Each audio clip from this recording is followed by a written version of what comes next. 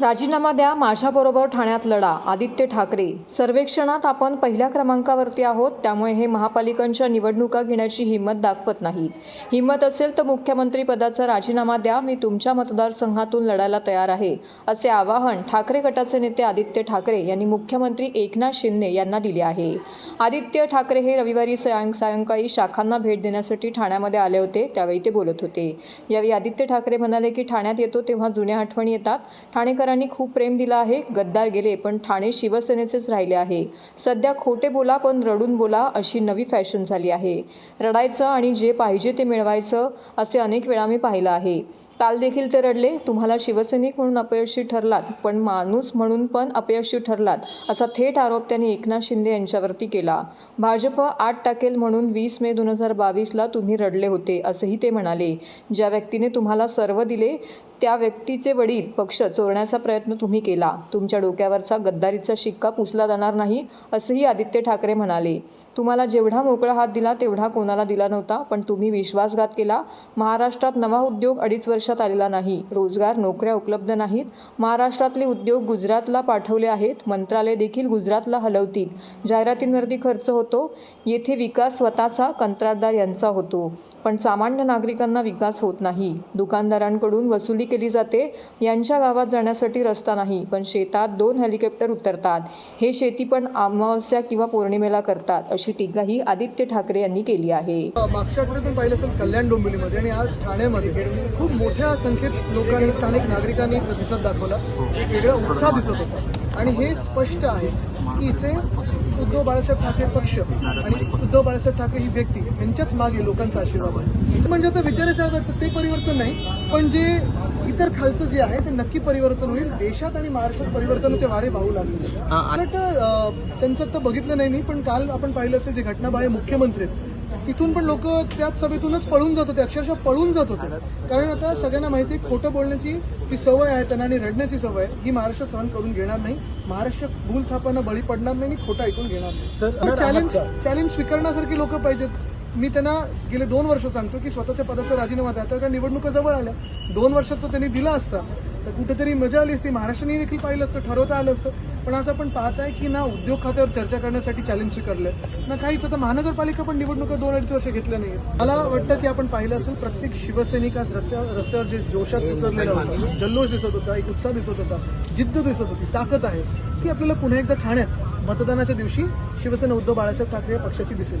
2 वर्ष देतोय त्यांना, पण हा ते गद्दारीचं तर सगळ्यांना माहिती आहे, ते शेतीबद्दल पण माहिती आहे त्यांना. सर्व नागरिकांना आवाहन करण्यात येत आहे की सध्या डासांमार्फत पसरणाऱ्या डेंग्यू या आजाराचा प्रसार रोखण्यासाठी प्रत्येकाने पुढील प्रमाणे कार्यवाही करावी. डेंग्यू आजार एडिस इजिप्ती हा डास चावल्याने होतो. या डासांची पैदास साचलेल्या किंवा साचवलेल्या स्वच्छ पाण्यामध्ये होते. 8 दिवसांपेक्षा जास्त दिवस पाणी उघडे व साचून राहिल्यास त्यात डास अंडी घालतात. अंड्यांच्या अळ्या तयार होऊन पुढे डास तयार होतात. यासाठी आपल्या घरातील पाणीसाठे, उदाहरणार्थ बॅरल्स, पिंपे, टाक्या, हौद, रांजणे इत्यादी दर आठवड्याला रिकामे करून घासून पुसून कोरडे करून पुन्हा भरावे. 1 दिवस कोरडा दिवस म्हणून पाळावा. पाणी साठ्यांना घट्ट झाकणे बसवावीत किंवा जुनी साडी, चादर, धोतर यांनी बांधून झाकून ठेवावीत, म्हणजे डास त्यात जाऊन अंडी घालणार नाहीत. घराच्या गच्चीवर, आजूबाजूला, अंगणात कोठेही पाणी साचू देऊ नये. भंगार सामान उघड्यावर टाकू नये, उदाहरणार्थ टायर्स, प्लास्टिक सामान, कुंड्या, टाकाऊ वस्तू इत्यादी. अशा सामानात पावसाचे पाणी साठून त्यात डेंग्यूच्या डासांची पैदास होते. घरातील कूलर्स, फ्रीजच्या पाठीमागील ट्रे हे देखील वेळोवेळी कोरडे करावेत. लक्षात ठेवा, नुसत्या फवारणीने डास घनता कमी होत नाही, तर त्यासाठी डास पैदास ठिकाणे नष्ट करणे ही आपल्या सर्वांची जबाबदारी आहे. कोणताही ताप अंगावर न काढता जवळच्या शासकीय रुग्णालयात मोफत औषधोपचार घ्या. अशा प्रकारे नागरिकांनी सहकार्य केल्यास डेंग्यूचा प्रसार रोखणे सहज शक्य आहे.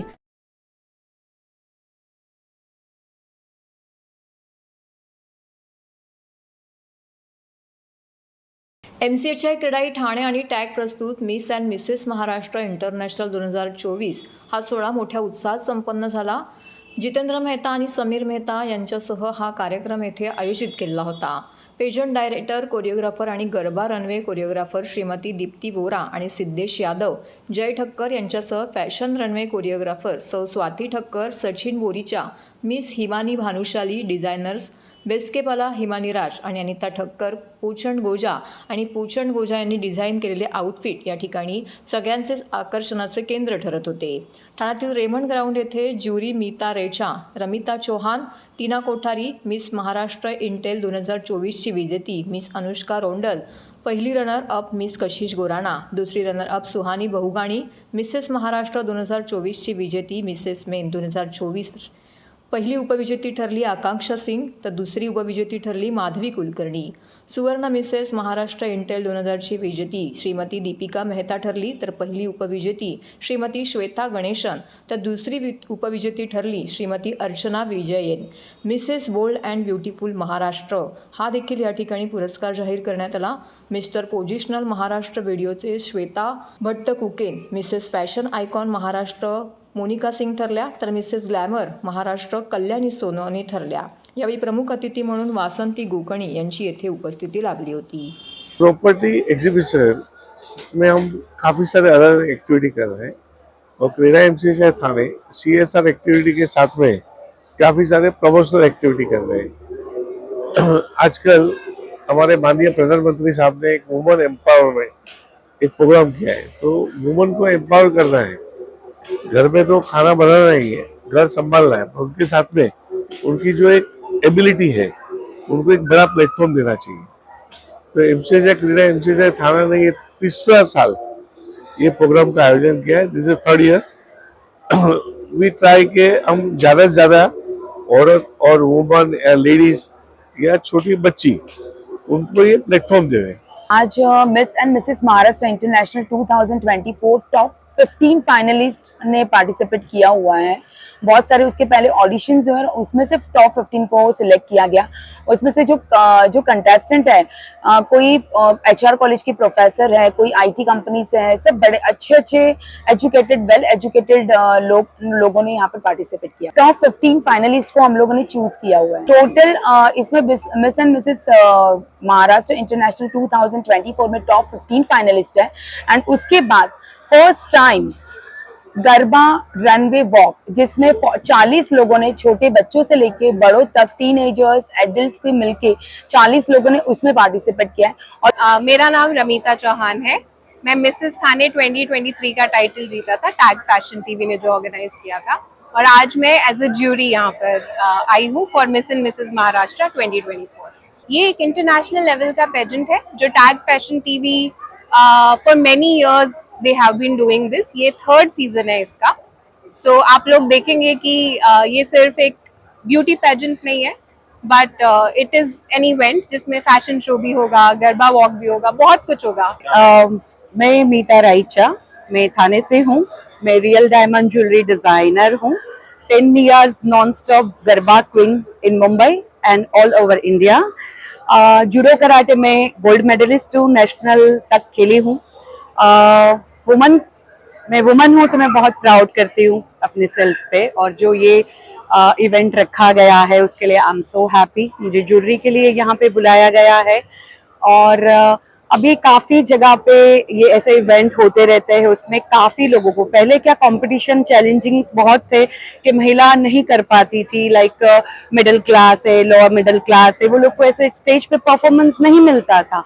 वो लोग को बहुत एक्सपेक्टेशन, जैसे टेलीविजन वगैरह सब जगह देखते थे तो उनको लगता था काश में ये प्लेटफॉर्म पे मुझे भी एक चांस मिले. तो अभी ये हमेशा ऐसे इवेंट्स होते रहते हैं तो काफी महिला इसमें अपने आप को अप्रोच कर सकती है. So hi, I'm Tina Kothari and my Instagram handle is Trending with Tina. I'm fashion, lifestyle, luxury influencer. मैं बहुत खुश हूँ ये प्लेटफॉर्म पे आके. यहाँ पे हम सारे स्टीरियोटाइप्स ब्रेक कर रहे हैं जैसे कि पहले ऐसे था कि यही शेप यही साइज के मॉडल्स को इंट्रोड्यूस करते थे, but now we are breaking everything and all the sizes models are welcome. Housewife बहुत अच्छे से सब पार्टिसिपेट कर रहे हैं, they are coming forward to support this and I am so excited कि ऐसा प्लॅटफॉर्म मिल रहा है इनको। मी क्रीडाई आणि MCHIची खूप आभारी आहे। त्यांनी आज इथे मिस आणि मिसेस महाराष्ट्रचं इतकं सुंदर आयोजन केलेलं आहे। रॅम्प शो अतिशय सुंदर आहे। अनेक मॉडेल्स इथं तयार झालेले आहेत। त्यांना इथे एक प्लॅटफॉर्म मिळालेला आहे आणि तिला त्या सगळ्या मॉडेल्सना ट्रेन केलेलं आहे। दीप्ती बोरा ह्या अतिशय कुशळ आणि हुशार आणि मेहनतू अशी ही कोरिओग्राफर आहे। मी तिची आभारी आहे कारण तिने मला इथे आमंत्रित केलेलं आहे। मी आज इथे गेस्ट ऑफ ऑनर आहे, हे माझ्यासाठी ऑनर आहे। आणि MCHI आणि क्रेडाईचे जे प्रेसिडेंट आहेत जितेंद्र मेहता त्यांची मी आभारी आहे। आणि सर्व ह्या कार्यक्रमाचा जो भार उचललेला आहे, अतिशय सुंदर आयोजन केलेले आहे ते आहेत समीर मेहता, त्यांचीही मी खूप आभारी आहे। अतिशय सुंदर आयोजन आणि ठाण्यातले अनेक म्हणजे सुरतवरनं पण मॉडेल झालेले आहेत इथे। तर बघूया आपण आता मिस आणि मिसेस महाराष्ट्र कोण होत आहे।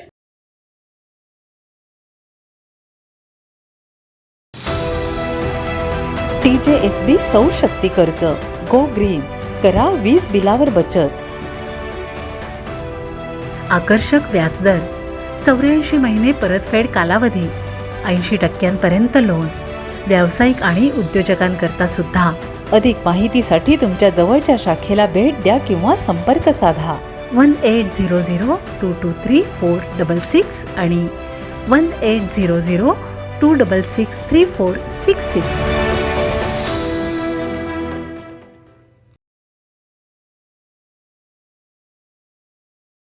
छत्रपती शिवाजी महाराज यांच्या जयंतीच्या निमित्ताने ठाणे महानगरपालिकेच्या वतीने त्यांना अभिवादन करण्यात आले।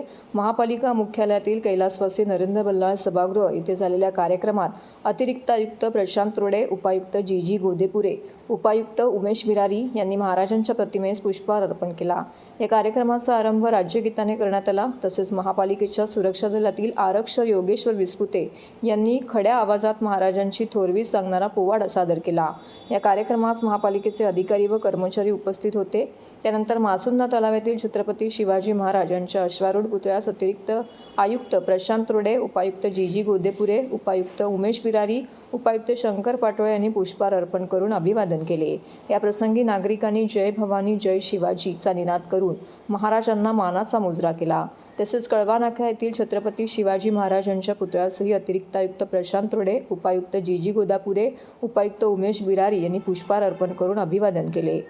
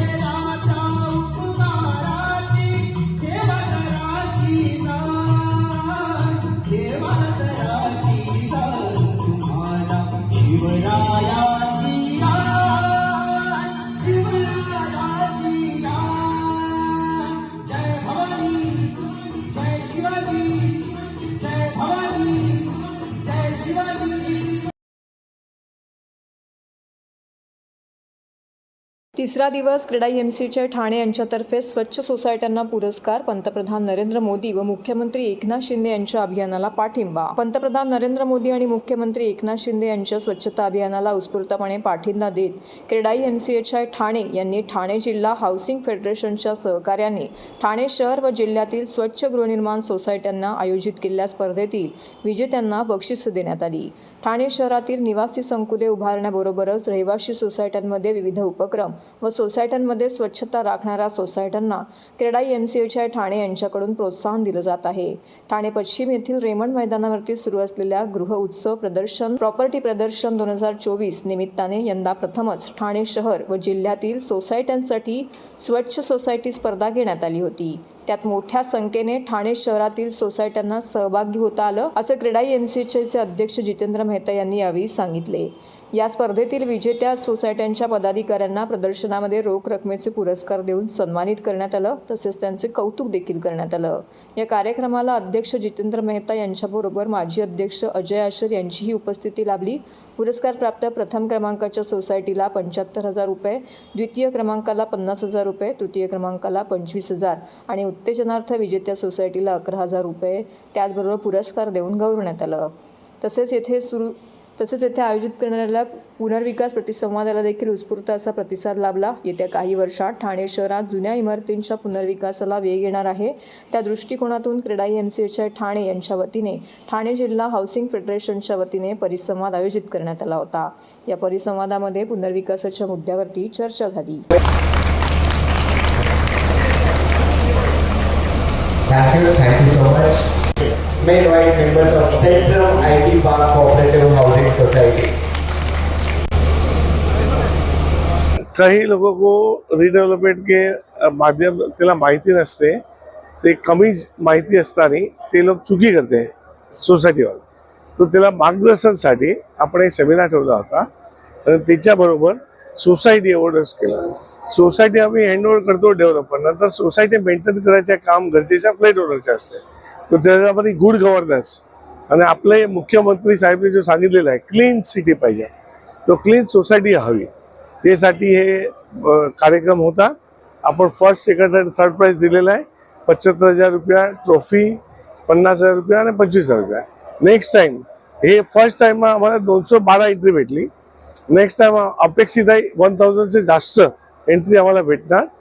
यावर्षी झालेला आहे. It's a record for more than 11 years. आणि आपण बघतोय की लोकांना घर हवे आहे आणि लोकांनी ठाण्याला प्रिफर केलेलं आहे. IS सेल्स ठाण्यामध्ये होतो ऑल इंडियामध्ये. तर दिस इज द राईट टाइम आणि असा चांगला प्रतिसाद लोकांचा आहे. आणि ठाण्यामध्ये रेट्स आता अजूनही चांगले आहे, म्हणजे एवढे नाही की कोणी रीच नाही करू शकत, एवढे महाग पण नाही झाले आहे. आणि सगळं डेव्हलपमेंट, इन्फ्रास्ट्रक्चर डेव्हलपमेंट खूप चांगलं आहे.